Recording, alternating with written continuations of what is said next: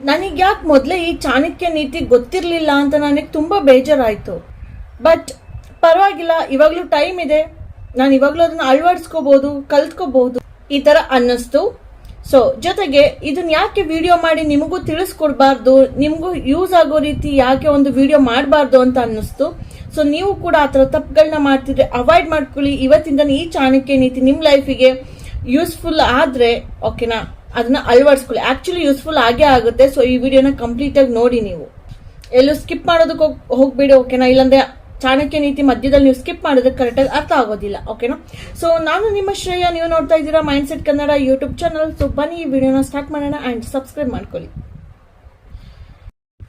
ಏನ್ ಗೊತ್ತಾ, ಎಲ್ಲರೂ ಹೇಳ್ತೀವಿ ಅಲ್ವಾ, ಈಗ ಯಾರಾದ್ರೂ ನಮ್ ಕಷ್ಟಕ್ಕೆ ಕರೆಕ್ಟಾಗಿ ಸ್ಪಂದಿಸ್ಲಿಲ್ಲ ಅಂತ ಅಂದಾಗ ನಿನಗೆ ಆ ತರ ಕಷ್ಟ ಬಂದಾಗ ಗೊತ್ತಾಗುತ್ತೆ ಬಿಡು ಅಂತ ಅಲ್ವಾ. ಅಂಡ್ ನಾವ್ ಹೇಳಿದ್ ಎಲ್ಲಿ ಕೇಳ್ತೀಯ ನೀನು, ಈ ತರ ಅಂದಿರ್ಬೋದಲ್ವಾ.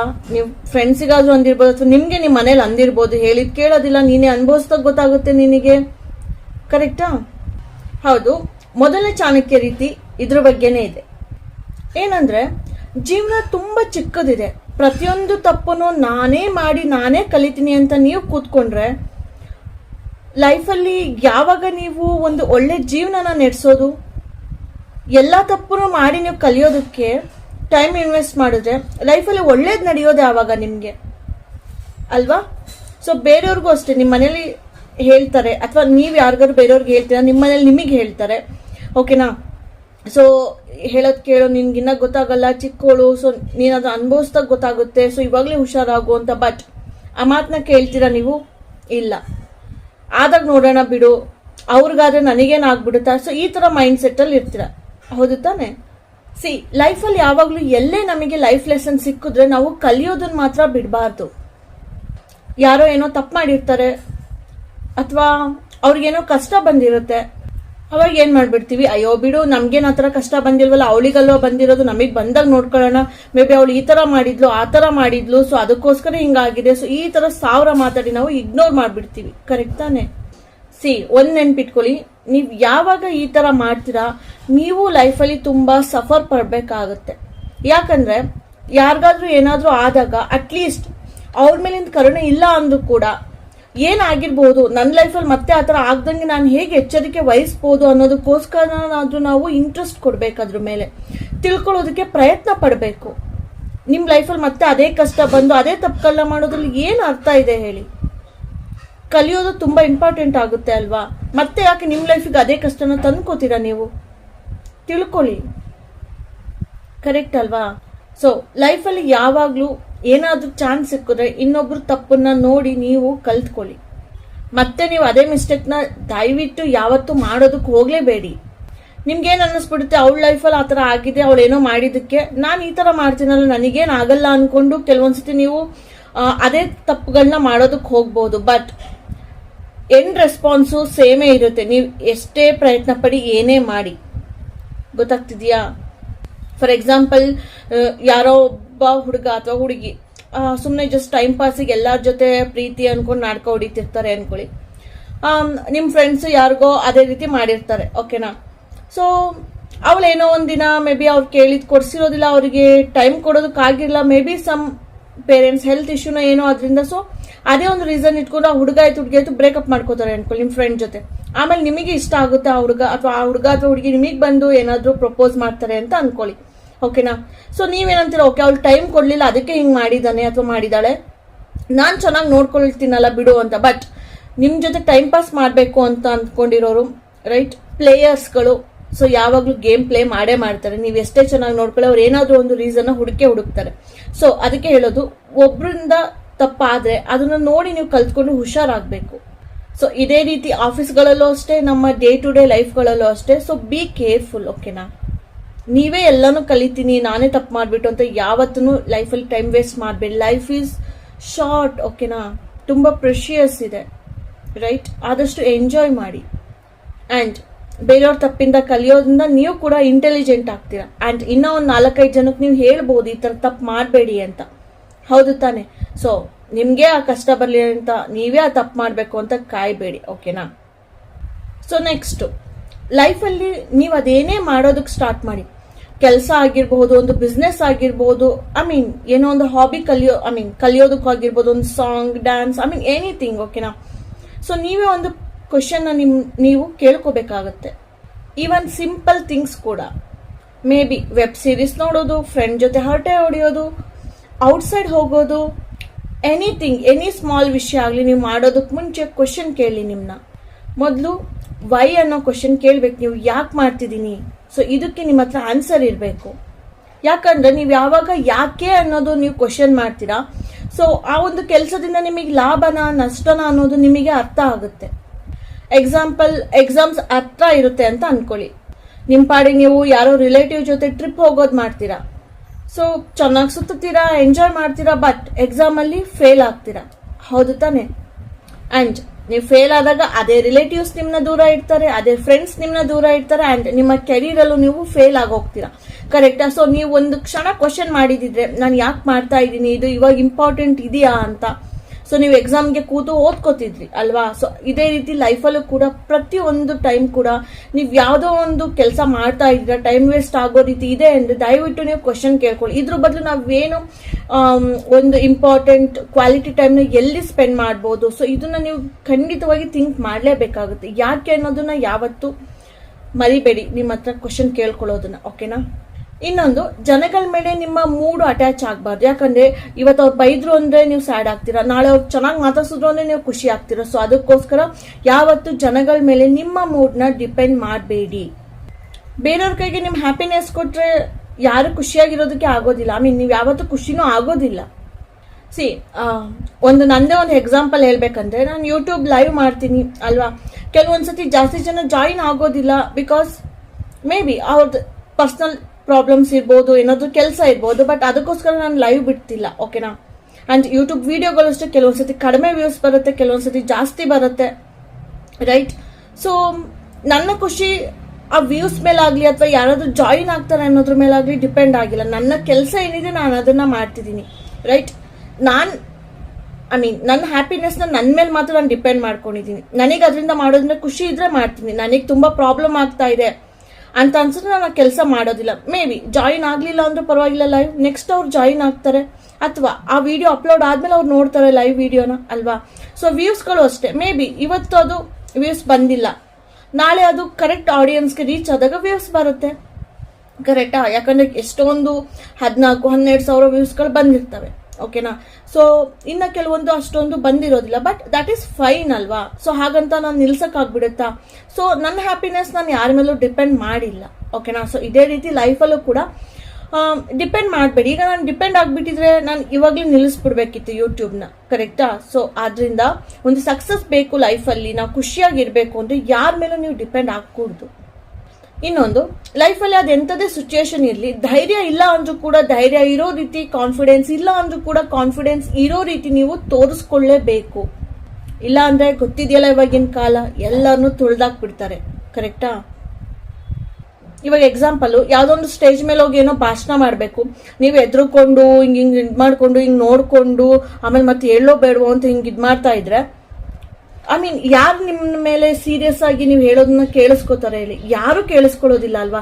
ಇದೇನಿದು, ಈ ಹುಡುಗನೇ ಅಥವಾ ಈ ಹುಡುಗಿನ ಇಷ್ಟೊಂದು ಎದುರ್ಕೋತಿದೆ, ಇವಳು ಇನ್ನೇನು ಹೇಳ್ತಾರೆ, ಕ್ವಾಲಿಟಿ ಕಾಂಟೆಂಟ್ ಏನಿರುತ್ತೆ, ಏನ್ ವಿಷಯ ಮಾತಾಡ್ತಾಳೆ ಇವಳು, ಬಿಡು ಅಂತ ಅಂದ್ಕೋತಾರೆ. ಕರೆಕ್ಟ್ ತಾನೆ? ಸೊ ನಾವು ಫಸ್ಟ್ ಕಾನ್ಫಿಡೆಂಟ್ ಆಗಿ ಒಂದು ಧೈರ್ಯವಾಗಿ ನಾವು ಮಾತಾಡಿದ್ರೆ ಸೊ ಪ್ರತಿಯೊಬ್ರು ಕೂಡ ಕೇಳಿಸ್ಕೋತಾರೆ. ಕರೆಕ್ಟಾ?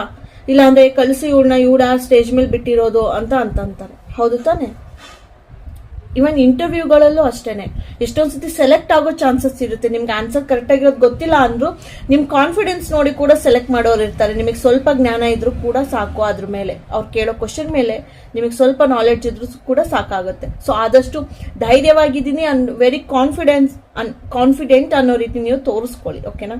ಸೊ ಅದೆಷ್ಟೇ ಟಫ್ ಇರಲಿ ಸಿಚುಯೇಷನ್ ಲೈಫಲ್ಲಿ, ನಿಮ್ಮ ವೀಕ್ನೆಸ್ನ ಯಾವತ್ತೂ ಯಾರಿಗೂ ತೋರಿಸ್ಕೋಬೇಡಿ. ನೆಕ್ಸ್ಟ್ ಯಾವುದು ಚಾಣಕ್ಯ ನೀತಿ ಅಂದ್ರೆ, ಸಮಯ ಯಾರಿಗೂ ನಿಲ್ಲಲ್ಲ ಅಂಡ್ ಕಳೆದು ಹೋದ ಸಮಯ ಮತ್ತೆ ಯಾವತ್ತೂ ಕೂಡ ಸಿಗೋದಿಲ್ಲ ವಾಪಸ್ಸು. ಇದು ಹೇಳೋದ್ರ ಮೇಲೆ ನಿಮಗೆ ಗೊತ್ತಾಗ್ಬಿಟ್ಟಿದೆ ಈಗ, ಇದೆಲ್ರಿಗೂ ಗೊತ್ತೂ ಇರುತ್ತೆ. ಇಟ್ ಈಸ್ ವೆರಿ ಸಿಂಪಲ್ ಅನ್ಸುತ್ತೆ, ರೈಟ್? ಹೌದಾ? ಜಾಸ್ತಿ ಎಕ್ಸ್ಪ್ಲನೇಷನ್ ಕೂಡ ಅವಶ್ಯಕತೆ ಇಲ್ಲ ಅನ್ಕೋತೀನಿ. ಆದ್ರೆ ನಿಮಗೆ ಗೊತ್ತಿದ್ರೂ ಅದು ನಿಮಗೆ ರಿಯಲೈಸ್ ಆಗಬೇಕು ಅಂತ ಅಂದರೆ ನಾನು ಅದಕ್ಕೆ ಎಕ್ಸ್ಪ್ಲನೇಷನ್ ಕೊಡಲೇಬೇಕಾಗತ್ತೆ ಅಲ್ವಾ. ನಾವಿವಾಗ ಯಾವುದೇ ಒಂದು ಕೆಲಸಕ್ಕೆ ಟೈಮ್ ಇದೆ ಬಿಡು ಅಂತ ಅನ್ಕೋತೀವಿ, ಹೌದಾ. ಇನ್ನು ಕೆಲವೊಬ್ರು ಸಕ್ಸಸ್ಫುಲ್ ಪೀಪಲ್ ಅಯ್ಯೋ ಟೈಮೇ ಸಾಲ್ತಿಲ್ಲ ಅಂತ ಅವ್ರು ಗೋಳಾಡ್ತಿರ್ತಾರೆ. ಕೆಲವೊಂದ್ ಜನ ಟೈಮ್ ಇದೆ ಅನ್ಕೊಡ್ತಾರೆ, ಇನ್ನ ಕೆಲವೊಬ್ರಿಗೆ ಟೈಮ್ ಇಲ್ಲ. ಬಟ್ ಇರೋದು ಒಂದೇ ಟೈಮ್ ಅಲ್ವಾ, ಎಲ್ರಿಗೂ ಸಿಗೋದು 24 hours. ಬಟ್ ಅದನ್ನ ಹೇಗೆ ಯೂಸ್ ಮಾಡ್ಕೋತೀವಿ ಅದ್ರ ಮೇಲೆ ಡಿಪೆಂಡ್ ಆಗುತ್ತೆ, ಕರೆಕ್ಟಾ. ಯಾರಿಗೂ ನಿಲ್ತಿಲ್ಲ. ಮೇ ಬಿ ಅವ್ರು ಯಾರೋ ಸಕ್ಸಸ್ಫುಲ್ ಆಗಿದ್ದಾರೆ ಅಂದ್ರೆ ಅವ್ರು ಅಷ್ಟು ಯೂಸ್ ಮಾಡ್ಕೋತಿದ್ರು ಟೈಮ್ನ ಅಂತ, ಅವ್ರಿಗೆ ಯಾವ್ದೋ ಬೇರೆ ಟೈಮ್ ಸಿಕ್ಕಿಲ್ಲ ಅಲ್ವಾ, ಕರೆಕ್ಟ್ ತಾನೆ. ಸೊ ನಿಮಗೆ ಸಿಗ್ದಿರೋ ಟೈಮ್ ಅವ್ರಿಗೆ ಸಿಕ್ಕಿದ್ಯಾ? ಅವ್ರು ಯಾಕೆ ಸಕ್ಸಸ್ ಆಗಿದ್ದಾರೆ, ಲೈಫಲ್ಲಿ ಮುಂದೆ ಇದ್ದಾರೆ? ಬಿಕಾಸ್ ಅವರು ಟೈಮ್ನ ಚೆನ್ನಾಗಿ ಯುಟಿಲೈಸ್ ಮಾಡ್ಕೋತಿದ್ದಾರೆ. ಅವ್ರಿಗೆ ಗೊತ್ತು ಟೈಮ್ ಇಲ್ಲ, ಟೈಮ್ ಮತ್ತೆ ಕಳೆದೋದ್ರೆ ಸಿಗಲ್ಲ ಅನ್ನೋದು ಅವ್ರಿಗೆ ಗೊತ್ತು. ಬಟ್ ನಾವುಗಳೇನ್ ಮಾಡ್ತೀವಿ, ಇನ್ನೂ ಟೈಮ್ ಇದೆ ಬಿಡು ನೋಡ್ಕೊಳ್ಳೋಣ ಅಂತ ಕೇರ್ಲೆಸ್ ಮಾಡ್ಬಿಡ್ತೀವಿ. ಜನರಲ್ ಆಗಿ ಹೇಳ್ಬೇಕು ಅಂದ್ರೆ ಈಗ ಟ್ರಿಪ್ ಹೋಗ್ಬೇಕು ಅಂತ ಅನ್ಕೊಂಡಿರ್ತೀರಾ, ಬಟ್ ಬಿಡು ಇನ್ನ ಟೈಮ್ ಇದೆ, ಹೋದ್ರೆ ಆಯ್ತು ನೆಕ್ಸ್ಟ್ ಇಯರ್, ಅದ್ರ ನೆಕ್ಸ್ಟ್ ಇಯರ್. ಸೊ ಈ ರೀತಿ ನೀವು ಫುಲ್ ಅದನ್ನ ಪೋಸ್ಟ್ಪೋನ್ ಮಾಡ್ಕೊಂಡು ಕೆಲಸ ಅಂತ ಅನ್ಬಿಟ್ಟು ಇರ್ತೀರಾ. ಬಟ್ ಮೇ ಬಿ ಟೈಮ್ ಇದೆ ಅನ್ಕೊಂಡವರು ನಿಮ್ಮ ಹೆಲ್ತ್ ಕೈ ಕೊಡ್ಬೋದಲ್ವಾ ಆ ಟೈಮಿಗೆ, ಕರೆಕ್ಟಾ. ಸೊ ಆದಷ್ಟು ಟೈಮ್ ಇದೆ ಅನ್ಕೊಳ್ಳೋದನ್ನ ಬಿಟ್ಟು ಅವಾಗ್ಲೇ ಟೈಮ್ನ ಮಾಡಿಕೊಂಡು ನಿಮಗೆ ಇಷ್ಟವಾಗಿರೋದನ್ನ ಮಾಡಿ. ನೀವು ಇನ್ನೊಂದು ಹೇಳ್ಬೇಕಂದ್ರೆ ಪೇರೆಂಟ್ಸ್ ಜೊತೆ ಟೈಮ್ ಸ್ಪೆಂಡ್ ಮಾಡಬೇಕು ಅಂತ ಮೇ ಬಿ ಫಾರಿನ್ ಇಂದನೋ ಅಥವಾ ಇನ್ಯಾವುದೋ ಊರಲ್ಲಿ ಇರ್ತೀರಾ, ಮನೆಗೆ ಬರ್ತೀರಾ. ಬಟ್ ನೀವೇನ್ ಮಾಡ್ತೀರಾ, ಫ್ರೆಂಡ್ ಮೀಟ್ ಮಾಡಕ್ ಹೋಗೋದು, ಮೊಬೈಲ್ ನೋಡೋದು, ಗೇಮ್ ಆಡೋದು, ಈ ರೀತಿ ಟೈಮ್ನ ವೇಸ್ಟ್ ಮಾಡ್ತೀರಾ. ಬಿಡು ಟೈಮ್ ಇದೆ ನೋಡೋಣ, ಇನ್ನೂ 1 month ಇರ್ತೀನಲ್ಲ ಇಲ್ಲಿ ಅಂತ. ಬಟ್ ಆ 1 month ಮುಗಿಯೋದ್ರೊಳಗೆ ನಿಮ್ ಪೇರೆಂಟ್ಸ್ ಯಾರಾದ್ರೂ ಡೆತ್ ಆದ್ರೆ ನೀವೇನ್ ಮಾಡ್ತೀರಾ, ಕರೆಕ್ಟಾ. ನಿಮ್ಗೆ ಎಷ್ಟು ನೋವಾಗುತ್ತೆ ಅವಾಗ. ಟೈಮ್ ಇದೆ ಬಿಡು ಇನ್ನೂ 1 month ಇರ್ತೀನಿ ಅನ್ಕೊಂಡೆ, ಬಟ್ ನಿಮ್ಗೆ ಆಮೇಲೆ ಅನ್ಸುತ್ತೆ ನಾನು ಟಿವಿ ಆಮೇಲೆ ನೋಡ್ಬೋದಿತ್ತು, ಮೊಬೈಲ್ ಆಮೇಲೆ ಯೂಸ್ ಮಾಡ್ಬೋದಿತ್ತು, ಫ್ರೆಂಡ್ಸ್ನ ಆಮೇಲೂ ಕೂಡ ಮೀಟ್ ಮಾಡ್ಬೋದಿತ್ತು, ಪೇರೆಂಟ್ಸ್ನ ಹೊರಗೆ ಕರ್ಕೊಂಡು ಹೋಗ್ಬೇಕಿತ್ತು, ಅವ್ರ ಜೊತೆ ಊಟ ಮಾಡ್ಬೇಕಿತ್ತು, ಹೋಟೆಲ್ಗೆ ಹೋಗಿ ಮೂವಿಗೆ ಕರ್ಕೊಂಡು ಹೋಗ್ಬೇಕಿತ್ತು, ಅವ್ರ ಜೊತೆ ಫೋಟೋ ವಿಡಿಯೋ ತಕ್ಕೋಬೇಕಿತ್ತು ಅಂತ ಅನ್ಸಲ್ವಾ.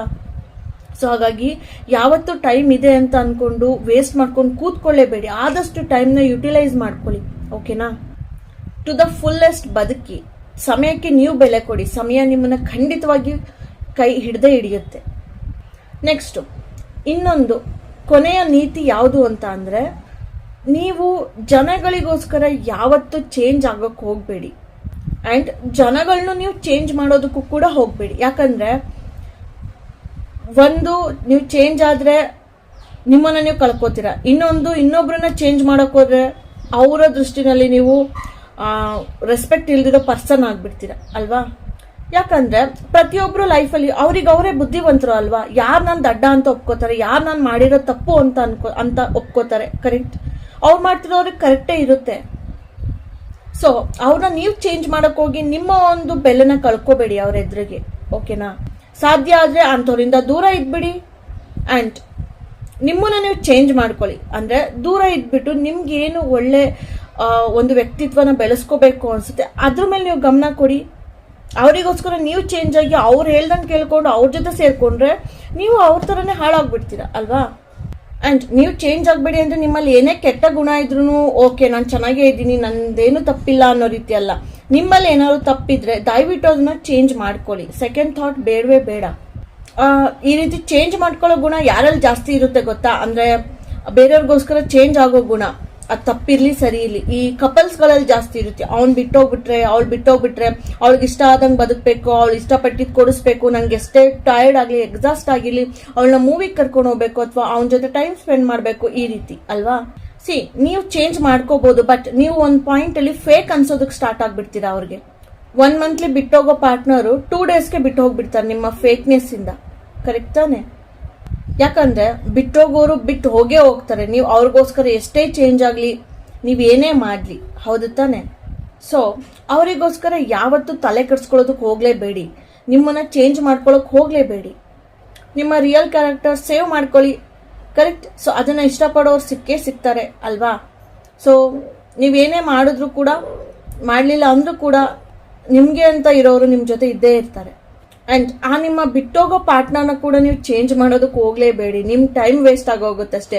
ನೀವೇನೇ ಎಕ್ಸ್ಪ್ಲನೇಷನ್ ಕೊಡಿ, ನೀನ್ ಕಂಡ್ರೆ ಇಷ್ಟ, ನಿನಗೋಸ್ಕರ ಇದ್ ಮಾಡಿದೀನಿ, ನಿನ್ ಮೇಲೆ ಇಷ್ಟೊಂದು ಭಾವನೆ ಇದೆ, ಫೀಲಿಂಗ್ಸ್ ಇದೆ ನನಗೆ ಅಂತ ನೀವೇನೇ ಮಾಡಿ, ಏನೇ ಪ್ರೂಫ್ ಕೊಡಿ ಚೇಂಜ್ ಆಗ್ತಾಳೇನೋ ಅಥವಾ ಚೇಂಜ್ ಆಗ್ತಾನೇನೋ ಅಂತ, it will never happen. Because ಅವ್ರು ಚೂಸ್ ಮಾಡಿದಾರೆ ಅದನ್ನ ಚೇಂಜ್ ಆಗ್ದಲೇ ಇರೋ ರೀತಿ. ಅವ್ರು ಬಂದಿರೋದೇ ಜಸ್ಟ್ ಟೈಮ್ ಪಾಸ್ ಮಾಡಿ ಮೋಸ ಮಾಡೋದಕ್ಕೋಸ್ಕರ. ಅರ್ಥ ಆಗ್ತಿದ್ಯಾ? ಗೊತ್ತಾಗ್ತಿದೆ ಅಂತ ಅನ್ಕೊಂಡಿದೀನಿ. ಯಾಕಂದ್ರೆ ಟೈಮ್ ವೇಸ್ಟ್ ಅಲ್ವಾ. ನಾಯಿ ಬಲ ಯಾವತ್ತಿದ್ರು ಡೊಂಕೆನೆ. ಕೇಳಿದಿರಲ್ವಾ ಇದನ್ನ? ನೀವೇನೇ ಕಡ್ಡಿ ಕಟ್ಟಿ ದಬ್ಬೆ ಕಟ್ಟಿ ನಿಲ್ಸಿದ್ರು ಕೂಡ ಅದು ಡೊಂಕೆ ಆಗೋದು. ಅರ್ಥ ಆಯ್ತಾ? ಸೊ ಸುಮ್ಮನೆ ನಿಮ್ಮ ಎನರ್ಜಿ ವೇಸ್ಟ್ ಆಗುತ್ತಷ್ಟೇ ಅಂತ ಜನಗಳನ್ನ ನೀವು ಚೇಂಜ್ ಮಾಡೋದಕ್ಕೆ ಹೋದ್ರೆ.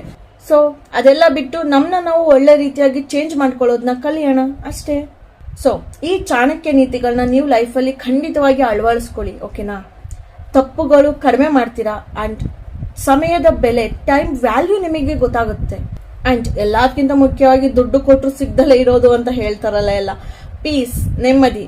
ಸೊ ಇದು ನಿಮ್ಮ ಲೈಫಲ್ಲಿ ಸದಾ ಕಾಲ ಇರುತ್ತೆ. ಸೊ ಓಕೆ ಗೈಸ್, ಸೊ ಈ ವಿಡಿಯೋ ನಿಮಗೆ ಹೆಲ್ಪ್ ಆಗಿದೆ, ಯೂಸ್ಫುಲ್ ಆಗಿದೆ ಅಂತ ಅನ್ಕೊಂಡಿದೀನಿ.